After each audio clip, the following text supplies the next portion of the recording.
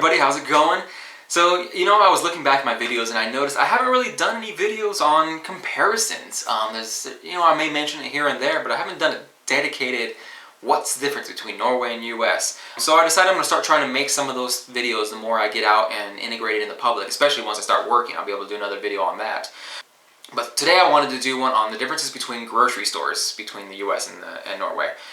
So before I get too far into this video, I wanted to point out that I'm in a small, very small city. So anything that I'm talking about with this comparison is solely based on my experience in these local stores that we have. We have two of them. One is called Coop and the other one's called Kiwi, which Kiwi is actually kiwi in English, the fruit, the little green fruit. And you know they're talking about the kiwi fruit because of the fact that everything in the store is green. Not the food, of course. The whole theme is just kiwi green. Even the dress, from head to toe, they wear green. Shoes, pants, jackets, shirts, everything. It's pretty fun. And then Coop, it's just the basic style, nice, style. Their color theme is like red and yellow or something, the one that's near us. So, yeah, that's besides the point. So the differences are, like I said, based on small town chain stores. They're still chain stores, so they are all over Norway. It's not like this is just two little mom and pop places. These are big brand name chain stores for Norway. So yeah, let's just get into this. I'll show you or tell you about some of the differences that I've noticed. So first off, just like any store in the US, when you walk in, you're going to notice the produce section. It seems to be the first thing that you walk into, kind of that symbolization of we're fresh and we keep up to date on our stuff. So they do the same thing here, I've noticed. Most time when you walk into a store, you're going to walk pretty closely into the produce area. Get the kind of fresh, welcoming start. The difference is produce sections here are tiny. The ones that we have here consist of literally like one fruit stand, a four-sided fruit stand with fruits and some vegetables like tomatoes and I guess those are fruits too, but avocados. Wow, okay, so you have a fruit stand because that's all fruit. And potatoes. Potatoes aren't a fruit. And so you got like a little fruit stand, and then you have your lettuce and a couple little things aside. But that's it. It's really tiny. There's really not a great selection of produce. So, for vegetarians, it actually might be kind of a difficult thing, especially in small towns. Maybe in the cities it'll be easier, but it doesn't seem to be a very vegetarian-friendly overall setup. Which, fine by me. I'm not a vegetarian. I love my meat, so no big deal for me. But wanted to point that out. Another thing about the produce section is, I've noticed, on a regular basis, the stores will have a little plate of sample the fruit, the local fruit that they have there, or not local, but the current fruit, the seasonal fruit. So whether it be berries or oranges or apples, whatever it may be, they have little pieces chopped up, and that's it, just sitting there out in the open, and you just go ahead and pick what you want. There's, I'm not saying that that's a huge difference in compared to the United States, because there are tons of samples, but I've never seen samples with fruit. And the big difference is there's nobody standing there. So in the United States, I'm so used to, if you have a sampler, a person, some kind of new product typically is what they do samples with. And if you have that, it's guarded, basically. What I mean is, I'm sure you understand. There's gloves and hair nets and white clothes, and they make sure that you're only taking one at a time and you're not coming back for more and more and making a meal out of it and all that good stuff. That's not how it is here. The samples that I've noticed in Norway, it's just one little plate of something, and it's by your honor. They trust you. You're just going to take one or maybe two if you like it, and that's it. You're not going to, take the whole plate and run out. So that was kind of a shock when I saw someone, just walk up and start eating fruit off the plate. I'm like, wait, what's going on there? So yeah, that was interesting. Other things, bread. Now, bread is a very standard staple in the diet in Norway that I've noticed, at least. It's even in school systems, from what I've been told, is they don't have like the standard cafeterias that I'm used to in school, where they're always serving lunch. You bring your own stuff. They call it a matpakke. It's basically packed lunch, and it consists of breads, meats, and cheese, and fruits or whatever else you put into it. It's pretty traditional from what I've been told. I don't have any kids, or I don't go to that type of school, so I really don't know. That's just what I've been told. And so bread seems to be the thing. So we do have a good selection of bread here. But the big difference in bread, there's two main differences that I've noticed. One is there is an extremely small selection when it comes to white bread. Norwegians have two different words, so I'll just point that out. You have brød and you have loaf. Now, brød is typical bread, but it's whole grain bread. Typically, it's some form of wheat bread, basically. So we have in the U.S. we call it wheat bread or white bread. It's the same thing here, but wheat bread is the normal bread that you would buy in the store. So if you were to want to get a white bread, you don't say, can you buy some brød? You say, can you buy some loaf? And the loaf is the actual white bread, and it's not very common. The other difference is that most of the bread is not sliced. It is a standard loaf of bread that you can tell has been more or less freshly baked within the last few days, and you put it in these machines that they have there that will slice it up for you, or you can just bring it home and slice yourself. The machines are great. They're fun. There's like the standard bakery style machines, I can assume. You open up the little container, put it in, and out comes your sliced bread, and you bag it up yourself and take it to the front. So yeah, everything is open and nice. Don't get me wrong, they do have sliced bread. It is there, but it's more common that I've seen to buy the bread that you slice yourself. Something that has been kind of traumatizing for me in the store: peanut butter. I love peanut butter. It's one of my things that I've grown up with, which I'm sure many of my United States viewers also have. There's not a selection of peanut butter here. It's plain and simple. The stores that we have combined have, I think, 4 different peanut butters. And I'm not saying 4 different brands or anything. Literally 4 different things you can choose from. 2 of them have the same one that I get, the one I buy, which is the organic, just literally squashed peanuts with a little bit of salt in it, and that's about it. The ingredients is like 99% peanuts and salt. And so that's the best in my opinion. That's how I used to buy it in the US too, so that's not a big difference, luckily. But if you're a fan of like Jif peanut butters and all these other styles of, variety peanut butter, it's not gonna happen. Maybe in the big cities, like I said, I don't know, but in a small town, in the average stores, all the stores that I've been in, peanut butter doesn't exist. It is so hard to find. The other thing that was kind of a shock is refried beans. Now, refried beans, you would think, well, of course it's not going to be refried beans, right? It's not. You're not in a Hispanic cultural area. That's more of a cultural type food. Well, what's a shock to me is that it is a huge cultural thing here to have taco night. And what I mean is, like, typically Fridays or Saturdays, it is very common that a Norwegian family is going to have tacos, or more directly, they say Tex-Mex is the style. So it may not be literal tacos, could be burritos, could be taco boats, but it's some sort of taco style, Tex-Mex style meal for either Fridays or Saturdays. Very, very common. Either that or pizza.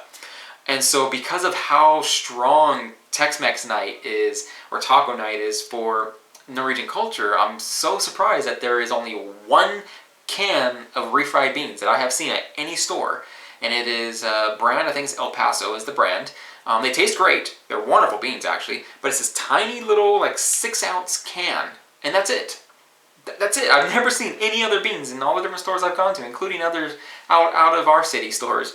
And so that was a pretty big shock, because I'm used to, being from LA, I'm used to these big old cans of beans and all sorts of different flavors and varieties and brands. And so you can see a huge selection of just Tex-Mex stuff, whether it be seasoning, salsa, taco mix, shells, tortillas. There's probably like 5 or 6 different varieties of tortilla selection, but 1 can of refried beans. So that's a bit of a strange thing. Alright, moving on. Other things. Tubes. Norwegians love tubes of things. Or I can't say they love it, but that is what you find all over the store. And what I mean by that, you have mayonnaise in tubes, all sorts of different types of cheeses in tubes. You even have caviar in tubes. Yes, caviar. Now, it's not the caviar that you may think of, like, the tiny little black beluga caviar on crackers you see in rich people movies type stuff. It is, it's caviar. It's fish eggs. But it's a spread, and it's really good, actually. I love it. And a lot of times you'll eat it with, like, cheese or just by itself, or however, everybody has their different opinions there. But it's really good. And there's several varieties of that, even. So you have, like, a mixture of flavors, then you have like a light smoky flavor, a heavier smoky flavor, and all that. And I might do a video on that later. But yeah, caviar in a tube and mayo in a tube, not in a jar. They do have jars, but not very many. I've seen like 1 jar of mayonnaise. Otherwise, you get it in a tube or in a box that contains little bags of mayonnaise. And the cheese, squeezy, creamy style cheese, which is delicious again, but it'll have like different flavors, like bacon cheese and ham cheese, and I've seen jalapeno cheese and so on. So there's like lots of different varieties in tubed spreads for lunch and stuff like that. That was different because I'm sure they have them in the U.S. I've just never seen it anywhere. I can't recall seeing anything that's normal like that in a tube. Like I think I've seen wasabi paste and stuff like that in tubes was a common thing I would see there in the U.S. Another thing, cold cuts. Cold cuts are pretty well stocked. I think the local stores that we have like 3 sections in the refrigerated area, so a decent amount of cold cuts. One thing that I've noticed across the board is that everything is less here when it comes to variety. I grew up in the big cities in the U.S., so obviously I have too much variety there. That's a given. But the cold cuts here are pretty good. Now, most of it that I've noticed is going to be some form of a salami style meat or sausage style meat. So that's like one section will have all sorts of different varieties, different flavors, and different types of meat. Horse meat is actually kind of a common meat that you'll have here. It's not looked at upon as gross or anything like that. I think I've tasted it. I'm not sure. I can't remember if I have or not. But I think I did, and I didn't notice any difference. So yeah, different types of salamis it seems to be the biggest. But of course, we also have here, we have hams and roast beef and all those different types of things that you can get too. So that wasn't too big of a shock. I think the biggest shock was that most of it is salami of some form. Not just straight salami, but there's different flavors of salamis. What else have we got? Snacks. Snacks seem to be very big, and this is just gauging by the amount of selection. There is a huge wall in both stores of chips. The standard one is potato chips, which here they call patat gul, which is like potato gold. And so there's tons of different brands and things like that. The big main 3, I guess, would be 3 flavor popularity is cheese, of course. Everybody's gonna love cheese no matter where you go. So you got various cheeses, but paprika, which is not standard paprika seasoning. It is, I think it's supposed to be, what is it called? Paprika as in a bell pepper. Or it could be a blending of that. Paprika is a very common flavor choice, which is good. I like it. It's a pretty tasty. And then you also get the sea salt, of course. That's going to just be the dominant no matter where you go with potato chips. So those are like the 3 main flavors. And the other ones you have like sour cream and onion and stuff like that. So chips are not a problem with variety. Now, you're not going to get the immense variety that you would again in the United States, where it has tons of different brands with all the same kind of flavors, but different brands, different crispiness. They do have a good selection though. So if you're into snacks, snacks are good. The other thing, speaking of snacks, is godteri, candy. Now, candy is definitely another one of those coveted traditional Norwegian things, and the reason why is because they have lørdagskos, which is Saturday cozy time in a sense, is directly what it's translated as. And what it is, typically, they try to practice an overall thing of where, I think I've mentioned it before, where you don't eat candy throughout the week, and you only have your goodies and sweets on Saturday. And that's to kind of keep it healthy, but make it more traditionally as a, how can I put it, more of something to look forward to in the weekend. So it's more for kids, of course, but it's a good practice. And I know it's an older tradition. Plenty of people eat candy throughout the week. I know I'm accustomed to that too. But because of that, they have the huge, choose your own candy and make a mix. And that's a very big popular thing. You'll find that at every store there's going to be a big old selection of candy. I mean, there's more selection of candy than there is of fruits and vegetables and all that other stuff. That's just the popular thing. So it's a little weird because, we do have it in the U.S. too, where you have small like bin style hopper stuff where you can, it's normally bulk food where you can buy that stuff. Not all stores have that, but it seems to be more of a common thing. But it's only with candy. There's not very many other hopper style or bulk item foods throughout the stores. Typically just with candy and some with nuts and things like that too. And the thing about that is, again, sometimes instead of it having like a lid, it's just in their open bucket containers. And so, you're not supposed to go up and take it, but you can obviously see kids are going to see, oh, candy, and go and grab one and eat it. I've seen it happen. So not a huge difference, but it's something that really stood out, that every single store you go to is going to have the big old Candy King self-serve candy for Saturdays. And if you don't get there at the store early, your selection is going to dwindle down. If you don't expect to have a good variety left, it's going to be close to empty because people attack that on Saturdays. So yeah, What else is there? The price tags. Price tags are something that are very different from all the stores I'm used to. Now, they use electronic tags. And so the electronic tags are pretty ingenious, and I think that all stores in the United States should have that. Now, of course, people that are in a position called price changer may not like that because it kind of takes away some of their job. But you know, really, it takes away the common problem of people changing price tags and going up, it's like, hey, you charge me too much. See the price tags right here. So because it's electronically done, you can't do that, right? But yeah, I know, I got to assume that some US stores have these electronic price tags. I've never seen them on any of the stores I ever worked at, so that was something new and kind of, I thought was really cool. Another thing is hygiene products. I'm used to having 1, 2, or even 3 aisles full of hygiene stuff, whether it be, you know, soaps and shampoos to women products and baby products to, you know, hair care, like styling gels and all of that, and deodorant and stuff. It's all the stores I've been to, tiny, very small sections of that type of stuff. You're going to go to an actual store that specializes in that to pick up that type of stuff. So yeah, after you're shopping and doing all of that stuff, you know, you're going to go to checkout, of course, and that is another area that has a huge difference compared to what I've been used to in the United States. And what I'm saying is, the first thing you'll notice is it is very, very common to have the clerk that's checking you out sitting down. Yes. In the US, in all the businesses I've ever worked in any store you go to, there is not a stool sitting behind the cash register. You stand, and that is just the way it is. And maybe it's just a sign of being rude or not if you're sitting or leaning. You know, you don't lean on the counter, you don't do this, you don't do that.